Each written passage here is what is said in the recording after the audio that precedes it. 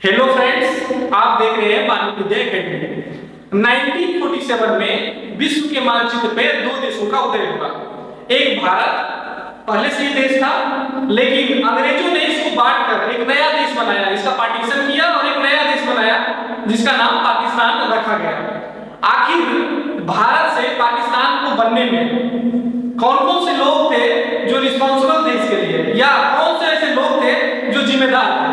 तो अपने पूरे इस वीडियो में द पार्टीशन ऑफ इंडिया के असली रिस्पॉन्सिबल कौन थे या इसके जो लोग थे उसके बारे में मैं आपको बताऊंगा पूरे इस वीडियो में। तो मैं पहले आता हूं, बहुत सारे लोग आप में से लोग सुन चुके होंगे, देख चुके होंगे, जान चुके होंगे कि भारत का बंटवारा जिन्ना ने करवाया, मोहम्मद अली जिन्ना ने करवाया। कुछ लोग आजकल के जमाने में अब कहेंगे कि ये पंडित नेहरू के कारण बंटवारा हो गया। अगर जिन्ना को प्रधानमंत्री बना दिया गया होता तो भारत का बंटवारा कभी नहीं हुआ होता। लेकिन आपके मन में ये भी सवाल उठते होंगे कि भारत का बंटवारा धर्म के आधार पर हुआ। विश्व में दो ही देश का उदय धर्म के आधार पर हुआ, एक भारत, एक पाकिस्तान और दूसरा इजराइल, है ना। दो ही देश का बंटवारा हुआ। और दुर्भाग्य देखिए, अभी के समय में जो पाकिस्तान है वो इजराइल का अस्तित्व नहीं मानता, है ना, इजराइल को मानता ही नहीं है, जबकि दोनों देशों का उदय धर्म के आधार पर हुआ। तो एक तरह से ये हिपोक्रेसी है। लेकिन पाकिस्तान के बनने में आखिर जिम्मेदार कौन थे? और आपको पता है कि बहुत खून खराबे हुए जब पार्टीशन भारत का हुआ, क्योंकि अंग्रेज अधिकारी जो थे वो सिंपली एक मैप लिया उन्होंने और वहां पे उन्होंने लकीरें खींच दी। तो मैप पे लकीरें आप खींच सकते हैं, लेकिन जब आप रियल में जाके लकीरें खींचिएगा तो वहां पे तो आपको पता ही है कि खून खराबा होगा ही होगा। और इस तरह से खून खराबे हुए कि फाइनली आपको पता है कि लाखों लोगों की जान भी चली गई। तो आखिर जब इतने सारी चीजें हुई, इसके जिम्मेदार थे? मेरे हिसाब से जो सारी चीजें उभर कर सामने आई उसके बारे में मैं आपको बताऊंगा, फिर आप अपनी जो है वो जिम्मेदारी या रिस्पॉन्सिबिलिटी आपकी है कि आप क्या सोचते हैं, कमेंट करके कमेंट सेक्शन में आप लिख सकते हैं कि आपकी क्या राय है इसको लेकर। मैं चीजों को खोल देता हूं। भारत के बंटवारा के पीछे में जो सबसे बड़ा चेहरा था वो जिन्ना था, उसमें कोई दो राय नहीं। मोहम्मद अली जिन्ना ने एक बड़ा रोल प्ले किया। कुछ लोग कहेंगे अंग्रेजों ने एक बड़ा रोल प्ले किया, नेहरू ने एक बड़ा रोल प्ले किया, कांग्रेस ने भी एक बड़ा रोल प्ले किया, हिंदुओं ने एक बड़ा रोल प्ले किया, मुस्लिमों ने एक बड़ा रोल प्ले किया भारत के बंटवारा में। लेकिन यहाँ पे जो चीजें खुलकर सामने आती है उसके बारे में मैं आपको थोड़ा विस्तार से बताता हूँ। मेरे हिसाब से जिन्ना रिस्पॉन्सिबल थे, ठीक है, एक हद तक जिन्ना की भी जिम्मेदारी थी कि उन्होंने भारत का बंटवारा कराने में बड़ा योगदान दिया। लेकिन जितना मैं समझता हूं कि जिन्ना एक टूल थे, जिन्ना अंग्रेजों के एक इंस्ट्रूमेंट थे जिनका अंग्रेजों ने यूज किया भारत के बंटवारे को लेकर और पाकिस्तान को बनाने में। एक तरह से ये टूल की ही तरह थे, है ना। जिन्ना यूज हुए अंग्रेजों के हाथ। अब क्यों ऐसा नहीं, मैं ये कतई नहीं कहता कि जिन्ना दोषी नहीं थे। आखिर आप किसी के साथ हाथों यूज हो रहे हैं तो कहीं ना कहीं वो आपकी भी जिम्मेदारी है कि आप क्यों यूज हो रहे हैं, है ना। जिस देश में आपके पूर्वज जन्म लिए, जिस देश में आपके लोग रहे, जिस देश में आप पले बढ़े, जिस देश में आपकी शादियां हुई, बच्चे हुए, उस देश को बांटने में आपने योगदान दिया। तो आप तो गद्दार हैं, उसमें कोई दो राय नहीं है। लेकिन जो सबसे बड़ा कारण था वो कारण ये था 1909 का इंडियन काउंसिल एक्ट। जब इस एक्ट को आपको पता ही है, इंडियन काउंसिल एक्ट 1909 का, जिसको कहा जाता है सेपरेट इलेक्टोरेट की व्यवस्था की गई अंग्रेजों के द्वारा, पृथक निर्वाचन की व्यवस्था की गई अंग्रेजों के द्वारा, हिंदू और मुस्लिमों के बीच जो फूट पैदा की गई, और इस एक्ट ने बड़ा योगदान दिया भारत के बंटवारे में। 1909 में जो इंडियन काउंसिल एक्ट आया, मॉर्ले मिंटो रिफॉर्म इसको कहा जाता है। मॉर्ले तब के सेक्रेटरी ऑफ स्टेट थे और जो मिंटो थे वो भारत के तब के वायसराय थे। अब क्या था इस एक्ट में, है ना, सवाल उठता है कि 1909 का जो इंडियन काउंसिल एक्ट था उसमें था क्या? तो इसमें यह व्यवस्था थी कि भारत में पृथक निर्वाचन की व्यवस्था की जाएगी। मतलब भारत को, जब भारत में चुनाव होंगे तो उसमें होगा क्या, जब चुनाव होंगे तो डिफरेंट कॉन्स्टिट्यूंसी होगी। जैसे अभी लोकसभा के चुनाव हो रहे हैं तो अलग अलग 543 भागों में भारत को बांटा गया है ना। उसी तरीके से जब चुनाव होंगे 1909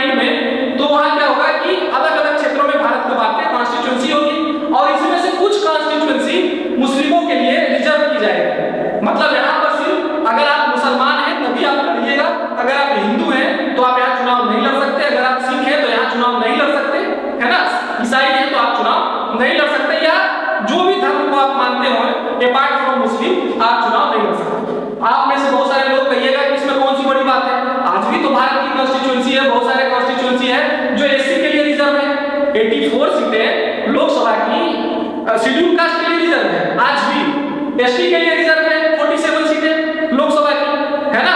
तो ये कौन सी अलग बात है, बट दोनों में डिफरेंस था। आज क्या है कि जो कॉन्स्टिट्यूएंसी रिजर्व है ना, जो लोकसभा की सीटें आरक्षित है, मान लीजिए वो शेड्यूल कास्ट के लिए आरक्षित है ना। अब जस्ट मैं एक उदाहरण लेता हूँ उड़ीसा की एक लोकसभा सीट है मयूरभंज जो है, वहां से राष्ट्रपति महामहिम द्रौपदी मुर्मू आती है। ये सीटें एसटी के लिए आरक्षित है, शेड्यूल ट्राइब्स के लिए आरक्षित है, आदिवासियों के लिए आरक्षित है। यहाँ पर जो भी कैंडिडेट नामांकन करेगा, जो कैंडिडेट होगा वो एसटी ही होगा। एसटी के अलावा कोई दूसरा लोग यहाँ कैंडिडेट नहीं भर सकते, मतलब कैंडिडेट नहीं हो सकते किसी भी पार्टी के या इंडिपेंडेंट, है ना। मयूरभंज लोकसभा सीट की मैं बात कर रहा हूँ, उड़ीसा की, just as example you consider it. उसके बाद क्या है कि बट जब वोट देने की बारी आएगी तो मयूरभंज लोकसभा क्षेत्र में जितने भी लोग रहते हैं, चाहे वो किसी भी धर्म को फॉलो करते हैं, चाहे वो इस्लाम धर्म को फॉलो करते हैं, चाहे वो हिंदू धर्म को फॉलो करते हैं, चाहे वो ईसाई धर्म को फॉलो करते हैं, या बौद्ध, Parsi, whatever religion you may follow, but जब वोट करने की बारी आएगी तो सभी लोग वोट करेंगे उस शेड्यूल ट्राइब्स के जो कैंडिडेट है उनके लिए, है ना। अभी ये व्यवस्था है, लेकिन तब क्या व्यवस्था थी? तब व्यवस्था ये थी, जो सेपरेट इलेक्टोरेट की बातें थी, उसमें ये था कि अगर ये सीट मुस्लिम के लिए आरक्षित है ना, तो कम्युनल इलेक्टोरेट भी इसको कहा जाता है, कम्युनल अवार्ड भी कहा जाता है। तो उसमें क्या था कि मुस्लिम कैंडिडेट नामांकन भरेंगे और सिर्फ मुस्लिम ही उसमें वोट करेंगे। अब जब मुस्लिम ही वोट करेंगे तो जो मुस्लिम कैंडिडेट होंगे उसमें क्या है कि सिर्फ मुस्लिम लोगों से ही वो वोट मांगेंगे, है ना। अब जब वो जीत के आएंगे तो क्या करेंगे, वो फाइनली मुस्लिम लोगों के लिए ही काम करेंगे। हालांकि अंग्रेजों के जमाने में उनके अधिकार सीमित थे, ना के बराबर थे, पर जो भी थोड़ा बहुत अधिकार थे तो वो सिर्फ मुस्लिमों के लिए करेंगे। उस कॉन्स्टिट्यूएंसी में जो हिंदू रहते हैं उनके अंदर इन मुसलमानों के प्रति गलत भावना पैदा होगी। समझ रहे बात कहीं ना कहीं कि ये तो हमारे से है ही नहीं, हमसे वोट ही नहीं मांगते, हमारे लिए कुछ करते ही नहीं है। अंग्रेजों ने इस स्थिति को एक्सप्लॉइट किया। क्यों एक्सप्लॉइट किया?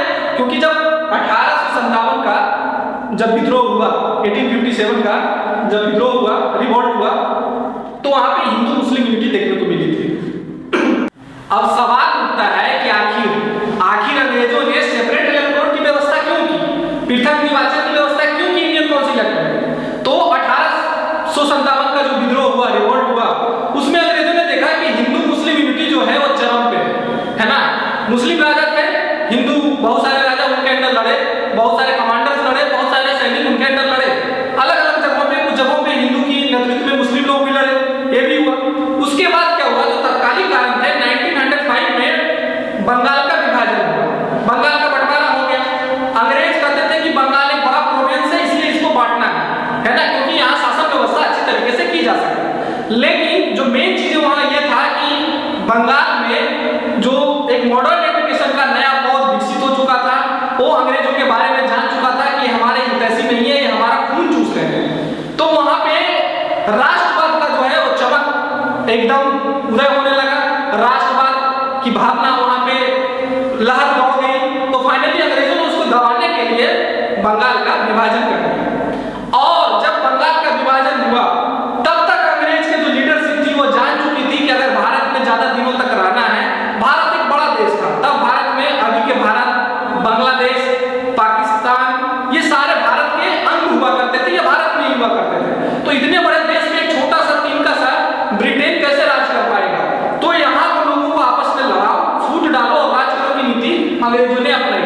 1909 में अंग्रेजों ने ये व्यवस्था कर दी, क्योंकि देखिए जब हिंदू ये समझेंगे कि जो जीत के आए हैं, हमारे यहाँ से जो मुस्लिम जीत के आए हैं धर्म के आधार पे, वो हमारे लिए कुछ करते नहीं है, तो ये हम में से है ही नहीं। हालांकि ये सच्चाई है कि कई 100 सालों से हिंदू और मुस्लिम उसी इलाकों में रहते आ रहे थे, लेकिन अंग्रेजों ने उन लोगों के बीच एक ऐसी भावनाएं पैदा कर दी कि हिंदू सोचते थे ये हमसे नहीं है, वो सोचते थे ये हमसे नहीं है, और इसी स्थिति को दोनों के बीच कहीं ना कहीं डिवाइड, जो कहते हैं कि एक तरह से लकीरें खींची गई अंग्रेजों के द्वारा, लकीरें खींची गई। और तब के जो कुछ मुस्लिम लीडर थे मुस्लिम लीग के, उन लोगों के भी अंदर एक तरह से उस तरह की भावना जाग गई थी।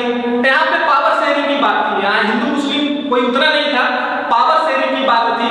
और फाइनली दोनों तरफ से कुछ लोगों की भड़काऊ चीजें हुई और अंग्रेजों का ये जो 1909 का जो इंडियन काउंसिल एक्ट था, इसने सबसे बड़ा रोल प्ले किया भारत में मुस्लिम्स और हिंदुओं के बीच दरारें पैदा करने में। हालांकि ये दुर्भाग्य देखिए कि भारत और पाकिस्तान दो अलग देश बनकर सामने आए धर्म के आधार पे, बट भारत में अभी भी पाकिस्तान से ज्यादा मुस्लिम भारत में रहते हैं और ये सच्चाई है। इसके पीछे एक बड़ा कारण है कि तब के हमारे जो लीडरशिप थी, कांग्रेस की जो लीडरशिप थी, चाहे जवाहरलाल नेहरू हो जाए या और भी जो लीडरशिप थी, इन लोगों का ये विश्वास था कि ये भारत जो है वो सभी का है ना, भारत सभी का है, इसलिए यहाँ पे मुस्लिम रहे और ना सिर्फ रहे बल्कि फूले और फले भी, उनकी आबादी बढ़ी भी।